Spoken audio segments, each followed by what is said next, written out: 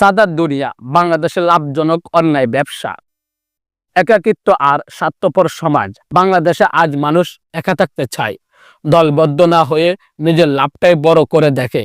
রিক্সাওয়ালা হোক বা গঞ্জি বিক্রেতা, একটা সুযোগ পেলেই অন্যের গাড়ে পা দিয়ে উঠে যেতে চায়।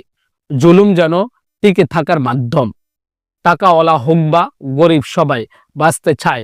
অন্যকে জুলুম করে ট্রাক চালক হোক বা দোকানদার, সবাই ভাবে আমি একটু বাঁচি, বাকিদের দেখে পড়ে। এই একাকিত্ব আর স্বার্থপরতা যখন দলীয় নেতাদের হাতে পড়ে, তখন তা হয় চাঁদাবাজি। কমিটি গঠন করে দোকানদার, রিক্সা চালক, হকার সবাইকে চাঁদা দিতে বাধ্য করা হয়। চাঁদা থেকে ব্যবসা, ব্যবসা থেকে দখল। যেখানে চাঁদা উঠে সেখানে আগামী চাঁদাবাজ জন্ম নেয়। সে দেখে এই ব্যবসা লাভ আছে, দোকান, বাস, ট্রাক সবকিছু একে একে দলীয় দখলে চলে যায়। প্রশাসনকে খুশি রাখলে সব মাপ, পুলিশ প্রশাসনকে ম্যানেজ করে নিলে সব সহজ। আইনের বই বন্ধ, উকিলের পকেট খোলা, টাকা দিলে নির্দোষ, না দিলে অপরাধী। এটা বাংলাদেশের কালচার।